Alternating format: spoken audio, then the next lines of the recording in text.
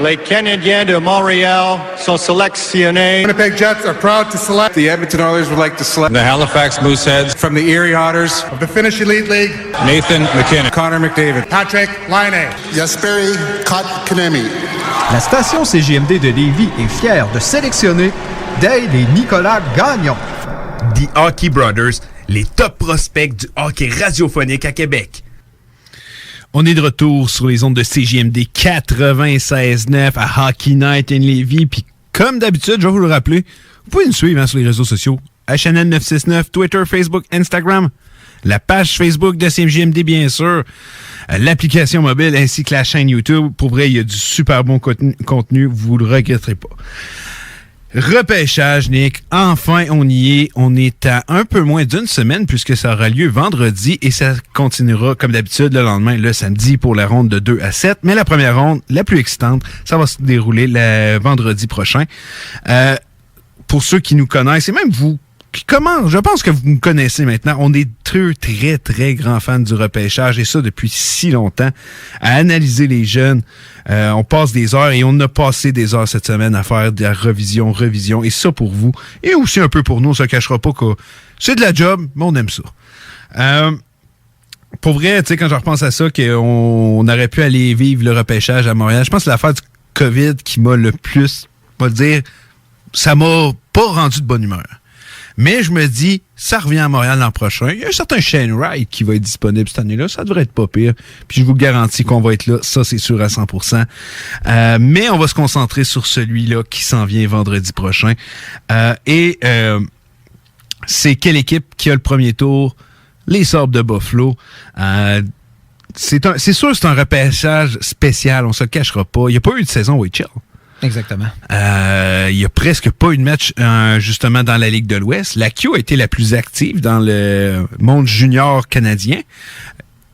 Aux États-Unis, ça s'est quand même déroulé assez bien. En Europe, quand même aussi. Mais ça a été très difficile, l'évaluation des joueurs cette saison. Surtout qu'il y a beaucoup de jeunes joueurs qu'on parlait énormément qui venaient de la WHL et de la OHL qu'on n'a presque pas pu voir cette année. Mais cependant, si tu fais un bon travail et tout, je suis convaincu que tu es capable d'avoir une bonne évaluation et qu'il y a beaucoup de joueurs qui... On va être là, OK, il est repêché si haut, plus bas lui, mais ça va faire des belles surprises. Disons que les recruteurs ont dû avoir travaillé beaucoup plus qu'à leur habitude cette année. Et eux qui ont fait leur meilleur devoir, c'est eux qui vont rapporter le plus. Mais j'avais envie qu'on commence, Nick, avec ce qui, selon nous, sont les 10 meilleurs espoirs en vue du repêchage qui aura lieu vendredi. Je pense qu'on va y aller avec notre numéro 1, en parler un peu. Je pense que pour le premier, il n'y aura pas de différence. Owen Power. Exactement. Owen Power est le choix de moi. Nick, je te laisse l'introduire. Je vais te laisser. Ça fait un bout que je parle. Je vais en profiter pour avaler ma salive un peu. Owen Powell, que dire de lui? C'est un joueur défenseur gros format, vraiment très rapide pour son poids, vraiment léger comme une plume pratiquement. Une excellente vision, vraiment de la force dans tout ce qu'il met. Un défenseur capable de jouer dans les deux zones avec une très bonne agilité. Donc, c'est un défenseur qui a le potentiel de devenir le meilleur défenseur de sa formation et un des meilleurs défenseurs de la Ligue nationale. On l'a vu justement avec Team Canada lors de la World Cup où il a joué 10 rencontres et il a récolté 3 passes. Il a été également nommé meilleur joueur dans les joueurs qui sont accessibles au repêchage, le meilleur pour tout ce qui est des joueurs nord-américains. Donc, c'est un joueur qui va solliciter beaucoup d'intérêt et qui va très bien cadrer dans une formation comme Buffalo. Je vois déjà une paire se faire avec Rasmus Dahlin. Ce serait, on s'entend, une paire assez hermétique. On sait comment Rasmus Dahlin aime transporter la rondelle, mais là, tu as un solide gaillard à côté de toi. Tu l'as dit, à 18 ans, 6 pieds 5, 200, je pense pas loin de 220 livres. 215 livres. 215 livres. C'est déjà un gros bonhomme, puis tu l'as dit, il est capable de bouger ses pieds. C'est genre de beaucoup de personnes aiment le comparer justement avec Thor Hedman. Exactement. C'est pas... T'es pas, tu sais, c'est le genre de nom que t'es bien content d'être associé avec. On le sait, la dernière fois qu'on a repêché premier, justement, on a repêché un défenseur, c'était Rasmus Dahlin, et on n'a pas l'impression qu'il y a eu toute l'aide qu'il pouvait avoir depuis qu'il est dans la formation. Owen Power, c'est sans aucun doute un choix qui peut venir faire une différence avec la formation des Sables de Buffalo, et ça dès la saison prochaine. Nick l'a super bien dit, c'est tellement difficile de trouver des trucs qui sont pas bons du côté de Owen Power, de trouver des défauts. Il bouge bien ses pieds, il est bon des deux sens de la patinoire, il a son gros gabarit et il sait s'en servir. Pour vrai, Owen Power, c'est sans aucun doute le meilleur choix. On l'a vu évoluer justement à la Coupe du Monde, lui qui était présent. Il est prêt justement pour le prochain niveau, j'en suis convaincu. Et Owen Power, sans aucun doute, va être le joueur qui devrait être sélectionné par les Sabres de Buffalo lors de la prochaine séance. Mais est-ce que quand tu vois en Owen Power, puis on se dit, tu sais, premier au total, ça vient avec énormément de pression, puis c'est pas toujours eux qui répondent à ça, mais quand tu regardes Owen Power, est-ce que selon toi, c'est une source sûre? Jamais tu vas pouvoir dire que ce gars-là ne deviendra pas élite, là, je te parle élite Ligue nationale. Oh, je remets pas en cause justement son éthique de travail, mais habituellement, ceux qui sont repêchés aussi haut, on s'entend depuis le fiasco Yakupov, on s'assure que l'éthique de travail soit exemplaire, et justement, d'autres gars comme Matthew Bernier, puis ces gars qui vont être repêchés très haut, c'est tous des gars qui ont des éthiques de travail exemplaires et qui, on s'entend quand t'es sur la plus grosse scène, c'est difficile de voir justement comment le petit gars va réagir. Ça reste des jeunes hommes de 17 ans, 18 ans qu'on envoie justement sur la plus grosse scène jouer le plus gros hockey possible de la Ligue au monde, en fait. Et il y a eu justement de très bons tests pour se le prouver. Il s'est promené, on l'a vu justement, tu l'as dit, au championnat du monde. On l'a vu également jouer à l'université contre des gars. On s'entend, c'est des hommes habituellement autour de 23 ans. Il s'est promené et il a démontré à chaque fois à quel point que c'est un joueur exceptionnel. Je crois qu'il va être capable de bien répondre à la pression rendue dans la Ligue nationale. On s'entend, tu te joins avec Buffalo, une équipe où on s'entend, les attentes ils sont relativement basses, on s'entend. Ouais, non, c'est pas... Je comprends ce que tu veux dire, là, mais... On espère toujours, mais on s'entend. On va dire que le monde s'est habitué de Buffalo. C'est quasiment rendu un roman savon dans la Ligue nationale.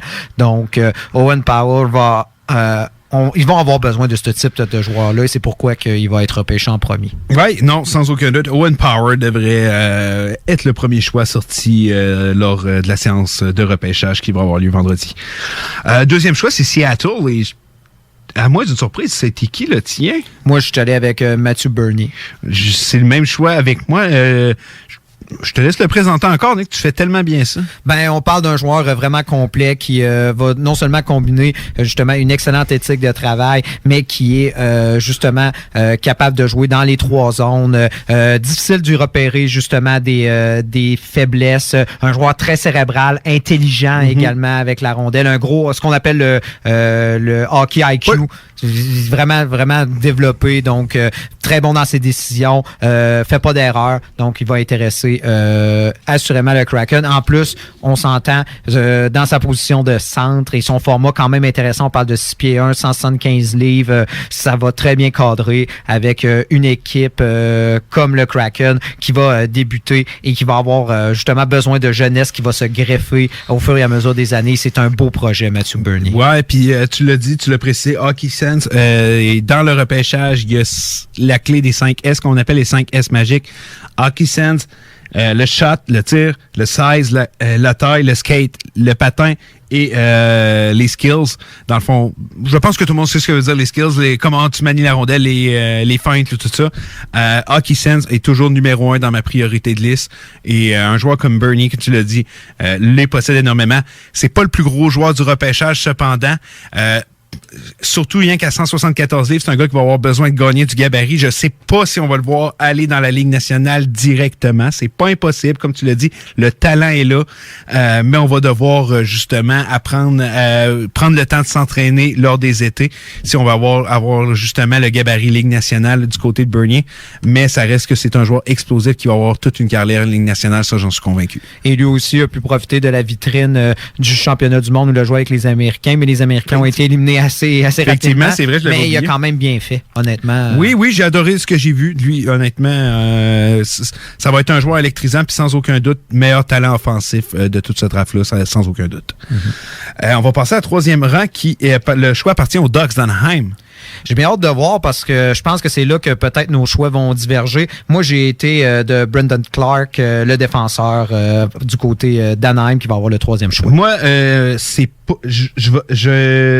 J'ai envie de te laisser parler de ton jeu. Parce que non, c'est pas le Brendan Clark que j'ai de mon côté. C'est un défenseur aussi. Et c'est un défenseur que, pour vrai, je pense qu'il n'est pas si loin que ça d'Owen Power.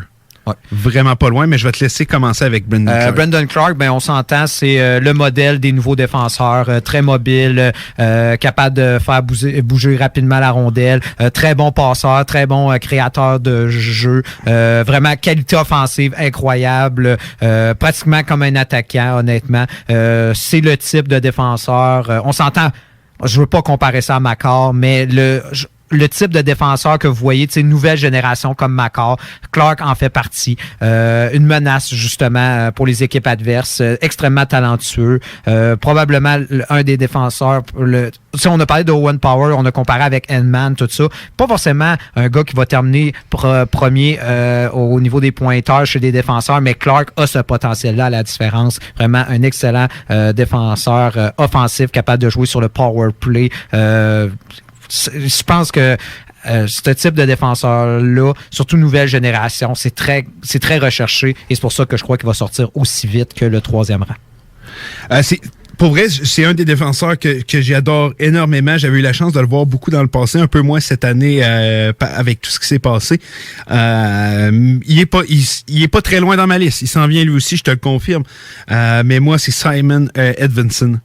Que j'ai mis là. Gabarit, aussi rapidement, puis j'ai aucune difficulté à le mettre là, puis de me dire, pour vrai, de ce que j'ai lu de lui, des vidéos que j'ai regardées de lui, des rapports de repêchage, tu sais, j'allais lire des rapports de match, puis essayer de coordonner tout ça dans ma tête, puis pour vrai, je le mets pas si loin que ça de Owen Power. J'adore le gabarit à 6 pieds 5 aussi. Beaucoup comparé à Victor Edman. C'est ça aussi, la comparaison des deux, et lui encore à Victor Edman. À l'image de Owen Power, c'est un gros bonhomme, 6 pieds 5 lui aussi. Il est capable de bouger la rondelle. Très bon des deux sens de la classe. J'adore tout le mind, le hockey sense de ce gars-là derrière son jeu défensif, offensif. Comment il est capable, justement, de toujours favoriser tout le monde paraît meilleur autour de lui. C'est ce que j'ai retenu le plus qui est sorti de lui. Et pour vrai, je pense que les Ducks d'Anaheim, en allant chercher un joueur de sa trempe, de son gabarit, avec un Drysdale de l'autre côté, je me dis, je pense que tu as une des meilleures futures paires de défense en devenir. Et je pense que Edvinsson pourra en surprendre plusieurs. Puis pour vrai, à ma tête, il n'y a pas grand-chose qui diffère de lui et d'Owen Power. Et c'est vraiment un gars qui est venu m'impressionner pendant le draft parce qu'au début, je ne l'avais pas si haut que ça. J'ai décidé de le monter. Et pour vrai, je pense que ça va devenir tout qu'un joueur de hockey. Et pour les Ducks d'Anaheim, d'ailleurs. Oh oui, puis on s'entend. Edvinsson était deuxième patineur international. Il est classé très, très haut. Puis c'est ça... Quand on tombe dans ces rondes-là, c'est rendu difficile parce qu'on se dit que ça va peut-être aller avec le besoin. Moi, je me suis dit que justement, Clark cadrait peut-être un peu plus. Et toi, tu as fait le lien avec Drysdale. Mais moi, je me disais, Drysdale, je le vois beaucoup plus comme justement un défenseur qui va être hermétique. Et on va avoir besoin justement d'un défenseur qui va aller produire un peu plus offensivement. Et c'est pour ça que je trouvais que Clark semblait un choix logique. Alors que moi, quand je regarde Edvinsson, je vois lui en un premier défenseur justement à la Edman. Mais je me dis, Anaheim l'a déjà avec Drysdale. C'est pour ça que je trouvais que peut-être Clark cadrait plus, mais on s'entend. Edvinsson, si tu veux une valeur sûre, beaucoup plus que Clark, on s'entend. Ouais, non, c'est ça. Puis c'est pour ça, moi, t'as repêché, jamais je vais y aller avec ce que j'ai besoin. Ça, moi, Simon Edvinsson est le meilleur. Tu sais, ma liste, moi, c'est les 10 meilleurs, là. Je sais pas nécessairement t'es dans le top 10, tu repêches les 10 meilleurs. Je suis pas vrai que je vais aller pogner Kotkaniemi à la place de Ketchuk, là. Ouais, c'est ça. Tu comprends ce que je veux dire, là. Ouais. Moi, je suis un peu plus de cette école-là, des fois, d'aller regarder dans les besoins. Mais toi, c'est le meilleur joueur disponible, peu était importe. disponible. C'est lui que je prends, je m'en contrefous. J'aurais la meilleure ligne de centre de la Ligue nationale. Bernier est le meilleur joueur disponible, c'est lui que je prends. Moi, c'est comme ça que je vois. Et mon ami Simon Edvinsson est le meilleur joueur à cette position-là. On va continuer. Je regarde le temps. Ouais, on est correct. On a le temps d'en faire au moins un dernier avant la pause. New Jersey 4e. New Jersey 4e. Je suis intéressé de savoir, tu es allé avec qui, hein? Ben, j'ai été avec le choix sérieusement, qui m'apparaissait le plus logique. Et c'est Luke Hughes, le frère Luke Hughes de oui. Jack Hughes. Oui, ça me semble. Encore une fois, on va dans des différentes directions, mais c'est bien correct, Nick. On est là pour ça. Luke Hughes, parle-nous-en un peu, justement. Honnêtement, son frère, Quinn Hughes, c'est sensiblement, honnêtement, le même défenseur. Aussi dynamique que son frère, aussi bon créateur de jeu que son frère. À la différence, il est beaucoup plus gros et probablement meilleur des deux sens que son frère au même âge. À mon opinion, honnêtement. Ouais, c'est le premier qui est gros, là. Oui, c'est ça. C'est ça. Ouais, c'est ça, beaucoup plus gros. On s'entend, les qualités de son frère, il les a tous, mais il va aller chercher peut-être des qualités que son frère n'a pas. Donc, on s'entend, son frère a quand même sorti 5e. On s'entend, puis on le voit à quel point c'est un excellent défenseur.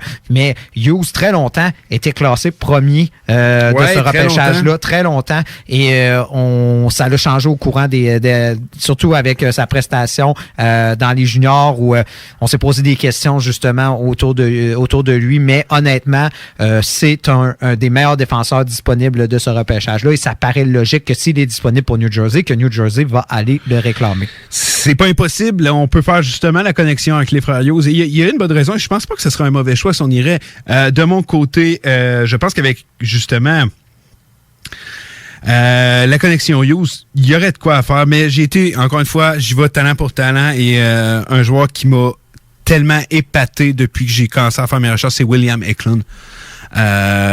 On parle de Bernier comme étant le meilleur talent offensif de ce groupe-là. Je te parlais qu'Edvinson n'est pas loin de Power. Je pense qu'Eklund est très, très près de Bernier et peut-être plus qu'on le pense. On va avoir tendance à en mettre plus avec Matthew qu'avec Eklund, justement à cause que c'est un centre. Mais Eklund, selon moi, est un joueur explosif, possède un excellent coup de patin. C'est un des plus petits, justement, qui se retrouve dans ce liste-là. Je pense qu'il est à 5 pieds 10. Lui aussi, 175-176 livres. Il va falloir qu'il grossisse aussi. Mais ce que j'ai retenu énormément de lui, c'est qu'il ne prend jamais aucun chiffre à la légère. Et des joueurs comme ça, tu en veux dans ta formation. Des gars intenses, intelligents. À ce pareil, il a vraiment été très bon dans ses entrevues avec plusieurs formations. Je pense qu'Eklund peut devenir un joueur vraiment d'impact dans la Ligue nationale, élite. Je pense qu'il est sous-estimé, même si on le classe aussi haut et qu'il pourrait vraiment devenir dans les meilleurs joueurs de ce repêchage-là. Je suis convaincu qu'on va regarder ce draft-là dans 5-6 ans, puis on va se dire, il va voir qu'il y a une sortie, mettons 4, 5 ou 6e, puis qu'on va se dire, OK, ils viennent de probablement changer l'image de ta formation avec un joueur comme ça. C'est le genre de joueur que tu veux dans ton équipe, là. Exactement. Pour vous dire, Eklund, a été le meilleur marqueur de l'histoire dans la Ligue de Suède à 18 ans. Oui, effectivement. Gagné recrue de l'année dans cette ligue-là. Si vous voulez un joueur qui a une garantie Ligue nationale 30 buts, on s'entend. On sait pas ce que l'avenir... C'est un marqueur tout qu'un lancé. C'est ça. Un marqueur né capable de marquer 30 buts et plus, vous allez chercher Eklund. C'est exactement ce type de joueur-là que tu veux, puis avec un instinct, une vision offensive vraiment extraordinaire. Tu sais, on peut ramener ça encore. Est-ce que les Devils ont vraiment eu ça, un joueur justement jeune pour aller chercher avec Jack Hughes, de l'apporter et d'amener l'équipe à un autre niveau offensivement? On l'a pas vraiment repêché, ce joueur-là, encore. Je me dis qu'avec Eklund, c'est encore une fois, selon moi, c'est le meilleur joueur, mais je pense que l'occasion est là. Puis moi, ce que je vais retenir de lui, que ce que j'ai vu, quand j'ai vu tant de recruteurs dire et redire ça, ce gars-là, il n'y a pas un chiffre que tu te dis, crème, il s'est pas tout donné. Non, chaque chiffre, des gars de même, c'est unique, puis c'est pas pour rien qu'il y a autant de succès dès son jeune âge. Puis tu l'as dit, meilleur marqueur pour un joueur de 18 ans, recrue de l'année, ça en dit beaucoup, là. Ouais. Puis meilleur classé pour les patineurs internationaux. Oui, effectivement. Meilleur classement pour cela. Je regarde le temps, je regarde les pubs qu'on a à sortir. On va aller prendre une pause. Au retour, on continue avec le 5e choix qui appartient à Columbus. Parfait. On est de retour à Hockey Night in Lévis pour notre spécial repêchage. Il nous reste environ une petite demi-heure pour terminer l'émission. On va essayer de couvrir le plus possible. On t'est rendu au numéro 5, les Blue Jackets de Columbus. Je voulais savoir sur qui tu as arrêté ton choix, Nick. William Eklund. William Eklund, et je le souhaite pour les Blue Jackets qui descendent. Non seulement pour leurs besoins, mais tout, ça cadrerait parfaitement. Effectivement. Moi, j'ai été avec un autre de tes choix que tu as dit, Brendan Clark. On le sait avec Seth Jones qui risque de partir. On va être à la recherche, justement, de défenseurs. Mais encore une fois, j'y étais avec mon ordre. J'explique la logique pourquoi aussi ça pourrait être pas pire. On en a parlé avant la pause de ces deux joueurs-là. On ne retournera pas à toutes les indiquer. Mais pour le fun, en quoi tu penses que Eklund pourrait venir aider la formation? Moi, quand je regarde Clark, je viens de le dire, Seth Jones qui va partir. Je regarde aussi... On s'entend, on a été capable d'accumuler 3 choix de premier tour des côtés de Columbus. On est en genre de reconstruction qui semble aller dans la bonne direction. Ça allait assez rapidement. Des bons défenseurs, t'en as jamais assez. Clark, je crois, à ce rang-là, va être le meilleur défenseur disponible. Et c'est pour ça que, selon moi, sans aucun doute, ça pourrait faire un choix très logique pour les Blue Jackets. Ben moi, c'est parce que je trouve que ça vient régler 2 problèmes que les Winnipeg, j'allais dire Columbus a depuis quelques années, depuis le départ justement de Panarin et depuis que la ligne de centre s'est totalement vidée. On va chercher avec Eklund un joueur qui, soit tu vas le développer en centre ou tu vas le développer en allié, mais qui est capable justement de produire offensivement comme Panarin pouvait le faire. Je dis pas que ça va être comme Panarin, mais on veut un gars qui avait ce potentiel-là. C'est pour ça qu'on est allé chercher un Laine, c'est pour ça qu'on est aussi allé chercher un Roslovich. Et je crois qu'en allant chercher un produit qu'on va développer nous-mêmes à la maison, je crois que c'est le type de joueur qui va parfaitement cadrer dans le besoin que Columbus a. Et on s'entend avec une excellente éthique de travail et tout. Ça, c'est peut-être aussi un problème qu'on a eu avec une certaine sélection, un certain Finlandais qu'on est allé chercher et qu'on se pose tranquillement des questions. Je me dis, on va aller chercher quelqu'un qui a peut-être une meilleure tête au-dessus des épaules, que on va s'assurer d'aller chercher tout le potentiel et tout le talent de ce joueur-là. Très, très bonne façon de l'expliquer, puis je pense que tu as raison. Je pense que des joueurs comme Patrick Laine, on n'a pas parlé, hein, mais ce qui est arrivé encore cette semaine, est allé, ça fait 2 fois qu'il fait ça, là, d'aller en Finlande puis d'aller bâcher sur tout le monde en se disant, je sais pas s'il se dit, c'est en finlandais, personne ne va rien comprendre. Mais je suis tellement d'accord avec toi, puis c'est le genre de joueur que tu vas entourer dans ta formation, comme on en a parlé tantôt. Numéro 6, je sais pas si on a le même, je suis curieux de le savoir. J'ai bien hâte de voir aussi parce que moi, j'ai été déjà avec Jasper Wallstedt. Le gardien de but? Exactement. Ouais, rapidement. J'y ai pensé. Je me suis dit peut-être avec Los Angeles 8e, mais j'ai été déjà avec Détroit, honnêtement. On s'entend, ça ferait longtemps qu'on n'a pas vu un gardien sortir aussi haut, mais quand je vois Jasper Wallstedt, on s'entend, c'est un gardien exceptionnel, probablement un des meilleurs produits derrière le filet qu'on a pu voir depuis des années.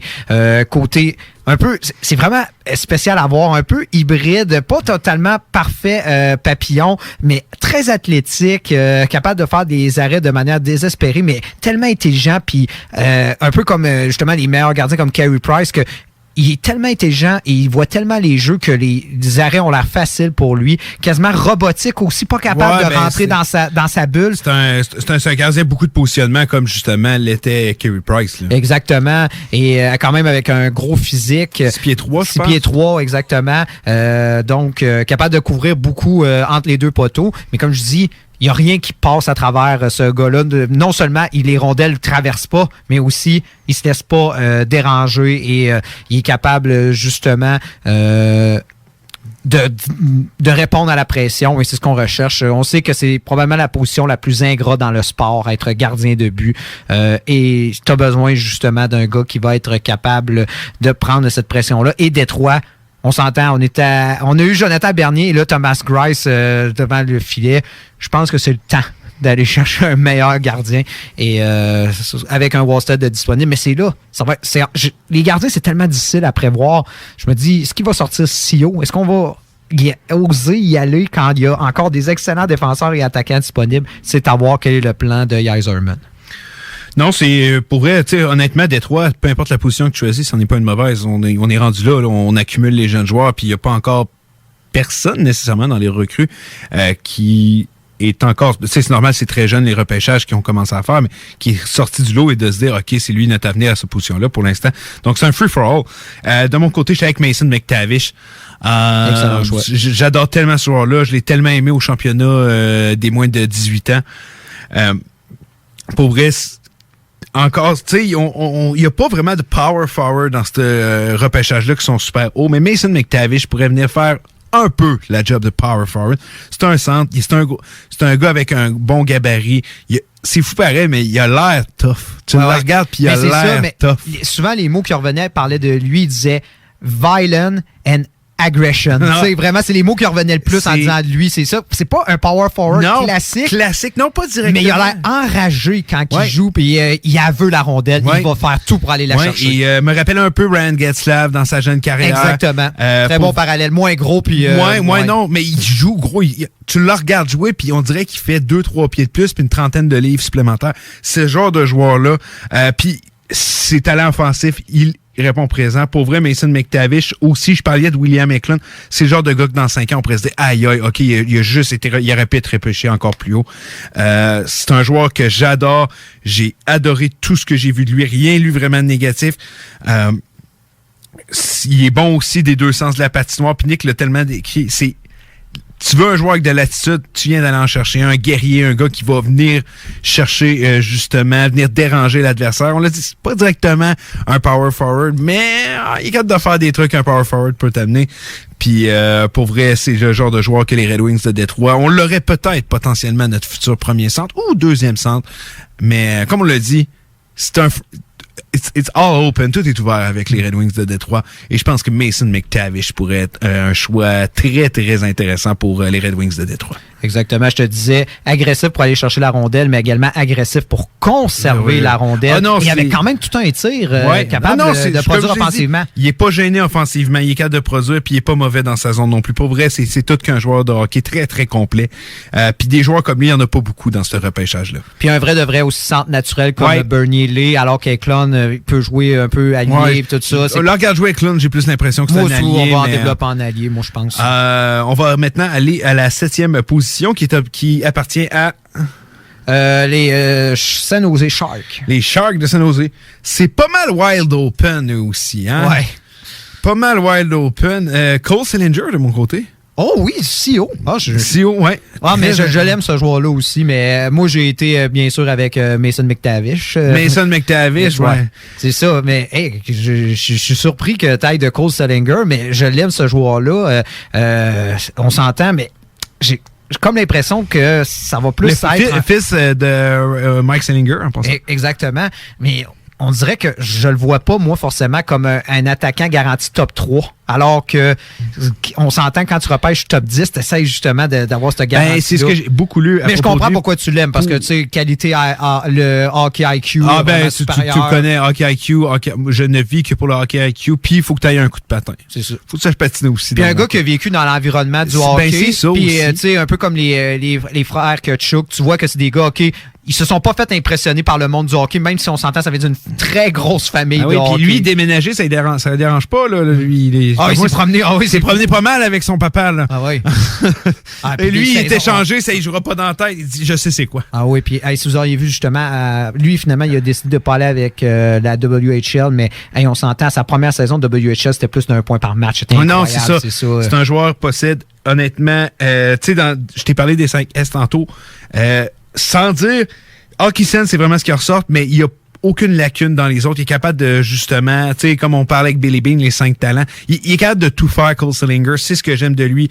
Sa versatilité, vraiment le fait qu'il peut accomplir toutes les missions. Puis je pense qu'à long terme, tu as dit, c'est peut-être pas un joueur top 3, mais je pense que je suis pas gêné de dire que je pense que ça va être un joueur top 6. Et le gars, tu vas pouvoir l'amener dans toutes les situations. Un joueur aussi polyvalent que ça, si jeune que tu peux développer, amener à ta sauce, c'est des genres de joueurs que tu veux avec ta formation. Puis les Sharks de San Jose, là, c'est un wide open aussi. Cole Sillinger, selon moi, pourrait être un très bon atout. Mais si Mason McTavish est libre, go all-in pour Mason McTavish. Oh oui, c'est sûr. Numéro 8. Les Kings de Los Angeles. Kings de Los Angeles aussi. Encore une fois, je pense qu'il y a plusieurs choix intéressants. C'est qui t'as été, toi? Moi, j'ai été d'Alan Gunter. Bon, ben, j'ai parlé un peu plus récemment d'Alan Gunter aussi, selon moi. On a le même, ouais. 8e meilleur joueur de ce repêchage-là. Je vais te laisser l'introduire. Oui, d'Alan Gunter, qui était classé 5e meilleur attaquant pour les attaquants nord-américains. Qu'est-ce qu'on peut dire? Il y a des habilités capables de, justement, jouer sur le penalty killing, mais également des habilités offensives hors du commun. très habile, vraiment un marqueur élite, rapide sur ses patins, capable justement de jouer dans toutes les situations, peu importe où tu le mets, il a de la force physique, il est capable de produire, bon avec la rondelle, une belle vision de jeu. Honnêtement, il a tout pour lui. Oui, pour vrai, puis je me souviens, lui, Peter Allen Gunther, ça fait longtemps que je t'en parle, que c'est une recrue que j'aime énormément. Je me rappelle quand Jake Neighbors avait été repêché l'an passé, j'étais là, checker le petit gars de 16 ans qui joue avec, là. Il est pas mauvais. Regardez-le bien. Alors, regardez-le bien l'an prochain. Et la progression est venue de son côté. 6 pieds 2, mais c'est pas le plus gros bonhomme, par contre. Un peu comme Bernier. Il faut voir qu'il prenne du poids. 176 livres, c'est pas assez pour jouer dans la Ligue nationale, selon moi. Je ne pense pas de le voir arriver avec, justement, les Kings de Los Angeles l'an prochain. Mais c'est un gars qui pourrait plus rapidement, c'est sooner than later, là, plus rapidement que prenne du temps avant qu'on le voit avec sa formation. Nicolas l'a dit, un des meilleurs talents offensifs de tout le repêchage, possède un excellent coup de patin aussi. Pour vrai, Gundler, ça va devenir une vedette Ligue nationale. Puis ça, vraiment, tu sais, on parlait de Mason McTavish, Cole Sillinger, c'est pas nécessairement les gars qui vont faire des saisons de, je pense, 80 et 90 points, mais Darren Gundler a le potentiel, justement, de venir faire énormément de points dans une saison. Puis du côté des Kings de Los Angeles, je pense que ça peut être une addition très, très bonne. Surtout, je l'imagine jouer avec un Quentin Byfield plus tard. Ça pourrait faire... On en parle des dynamiques du haut, en voulant un potentiel. Ben exactement, parce que ça répond aussi à leurs besoins, parce que là, leur ligne de centre semble déjà bâtie. C'est plus de centre, là. C'est fini, ça. Là. Et je pense qu'il leur manque à moins que ce soit le meilleur disponible. Oui, c'est ça. Mais je regarde justement et je me dis, il va falloir leur donner justement des alliés capables de produire offensivement, et c'est le meilleur disponible. Puis en plus, à ce rang-là, je crois qu'il va l'être. Donc, ça m'apparaît tout à fait logique que s'il est disponible pour les Kings, on va aller le chercher. Puis pour vous dire, c'est un gars de moyenne de 2 points par match dans la ligne de l'Ouest. On s'entend, offensivement, ce gars-là a un extrême potentiel. La question, c'est de voir justement comment ce potentiel-là va se traduire dans la Ligue nationale. Parce que oui, il est grand, mais c'est pas forcément le gars le plus gros. Et j'ai hâte de voir justement comment il va le répondre contre des hommes. On s'entend. C'est ce qui m'inquiète un peu plus dans son cas, parce que c'est tel que tel, oui, me produire autant dans les juniors, mais rendu dans la Ligue nationale, on sait que c'est tout à fait un autre débat. Il y en a que ça se traduit très bien, il y en a d'autres qui vont complètement s'effacer, mais je crois que Darren Gunter est un choix calculé et parfait pour Los Angeles. Ouais, je vais dans la même direction que toi, Nick. Je pense qu'on a le temps de finir le top 10 avant la pause. Oh, oui. 9e au total, la formation qui repêche, Nick. Les Canucks de Vancouver. Canucks de Vancouver. Moi, je vais avec Simon & Vincent. Moi, c'est là que je vais. Et s'il glisse là, je vous le garantis, les fans des Canucks, vous allez jubiler. Pour vrai. Imagine avec Luke Hughes. Parce que c'est. Pas Luke Hughes, Quinn Hughes. Parce qu'on a parlé de Luke Hughes. Okay, oui. Ça serait il y a besoin de quelqu'un pour le backer, ce petit gars-là. Ouais, il y a besoin de quelqu'un. Non, c'est pour vrai, ça serait incroyable. S'il descend jusque-là, puis cette année, quand tu regardes les listes des gens, puis c'est pour ça que jamais je vais rien dire sur la liste de Nick, puis Nick en fera jamais. C'est tellement impossible. Tu sais, les listes sont... J'ai jamais vu des listes qui différaient autant, puis c'est pour ça que je veux me faire mon idée à moi. Moi, Ed Vincent, c'est le 3e meilleur du draft. Puis même que je vous dis, j'ai failli le mettre quasiment premier, mais je me suis dit, je peux pas faire ça. One Power en a trop fait. Mais s'il glisse vraiment à ce rang-là, au 9e rang, c'est un vol du côté des Canucks de Vancouver. De mon côté, j'en parle souvent avec Nick. Nick, d'après moi, il trouve que je l'aime trop, mais c'est Fyodor Zvekov. Je le sais, Nick, déjà, mais j'y vais talent pour talent, et ce gars-là m'impressionne tellement. Quand tu s'en vas le repêcher, par contre, tu s'en vas pas repêcher ton futur premier centre, tu s'en vas repêcher ton futur 2e centre élite. Ce gars-là, en plus d'être bon offensivement, d'avoir un bon coup de patin, un très gros hockey sense, à son âge, responsable défensivement comme ça, être aussi bon en avantage, désavantage numérique dans ta zone que dans l'autre zone. Je sais, je me répète, mais ça non plus, ça s'achète pas, ça se vole pas. Probablement, honnêtement, on va le dire, c'est le meilleur attaquant à caractère défensif de tout le repêchage. Puis on regarde les équipes qui ont tant de succès. Il y en a dans chaque équipe. Puis quand tu as un gars, tu sais, comme je vous dis, on parle d'un gars qu'on va probablement un jour discuter pour le trophée Selke. Si bien sûr la courbe d'évolution, de progression est là. Je peux pas cracher sur ce gars-là. Je le regarde jouer puis je le trouve tellement incroyable. Il est vraiment venu me chercher. Des fois, c'est personnel. Tu sais, on évalue les joueurs selon nos critères à nous. Tu sais, moi, les 5 S, comment je les base et tout, le feeling que j'ai de ce je veux beaucoup avoir le mindset. Tu sais, moi, j'aimerais ça pouvoir le parler. Tu sais, je fais cette évaluation-là, je lis ce que j'ai lu dans les entrevues et tout, j'aurais mes questions à y poser. Mais Zvechkov va vraiment le chercher. Puis, justement, pour la formation des Canucks de Vancouver, on a une belle ligne de centre. Horvat, Elias Peterson, des centres, t'en as jamais de trop. Svechkov, selon moi, pourrait être aussi une addition, mais c'est sûr que si Simon Vesson est là, prenez-le. Ah oui. Ça va être le meilleur choix. 10e, j'ai les Sénateurs d'Ottawa. J'ai hâte d'entendre ton choix parce que je te jure qu'on n'a pas le même. Ah oui, moi j'ai été de Ken Johnson. Ken Johnson, très bon choix. Pour vrai, il a pas fait mon top 10. Comme Luke Hughes, non plus, je te le garantis. Il n'a pas fait mon top 10, mais ils seront pas mal juste après. Ouais. Parce que Ken Johnson a quand même descendu beaucoup parce qu'il était quand même classé 3e. Oui, effectivement, très, très haut. Je sais qu'il a remonté un peu à la toute fin, là, mais au début, il était très, très haut. Oui, parce qu'on s'entend, il y avait des belles évaluations, surtout avec ses performances avec l'Université du Michigan. On parle de pratiquement 1 point par match, si ce n'est pas plus. Il a vraiment attiré beaucoup l'attention à ce moment-là. Il y a aussi des très belles habilités. Je me rappelle qu'il avait tenté justement un lacrosse goal aussi. Oui, c'est vrai. Oui, c'est ça. Il y a vraiment... c'est tout qu'un joueur de hockey, là. Oui, des qualités de passeur, vraiment électrisant, des mains incroyables créateur de jeu. Mais je crois que peut-être aussi, ça fait peur, ce type de joueur-là, un peu trop peut-être individuel. Puis, mais par contre, soyez rassurés. Oui, il est électrisant, mais il est quand même capable de répondre quand même défensivement. Il a encore des lacunes, mais il est jeune. Mais on s'entend, le talent offensif, ça, tu l'as ou tu l'as pas. Et ça se développe pas. Ça ne s'achète pas. Ça s'achète pas, c'est ça. Et c'est pour ça, moi, je crois que au minimum, tu vas en faire un 2e centre, mais je crois que il y a un potentiel premier centre dans une formation. Mais ça, j'ai jamais été d'accord. Talent facile, c'est pas que ça se développe pas, mais quand c'est inné, c'est là que c'est inné. Non, c'est quand ça. C'est inné, ça, effectivement, ça s'invente pas, ça se développe pas.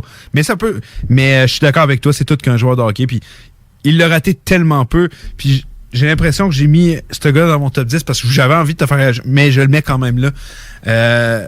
Mon 10e, moi, c'est Sébastien Cossa. Mon évaluation que j'ai faite, je pense que c'est le meilleur gardien du repêchage. Et je sais qu'il y en a qui vont me traiter de fou, mais je suis pas le seul à penser ça. J'ai lu énormément sur lui.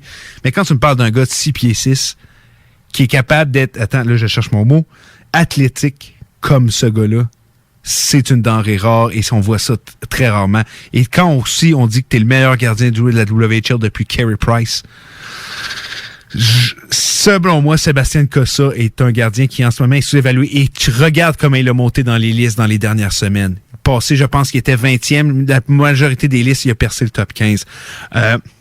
Sébastien Cossa est un gardien gros. Il joue gros.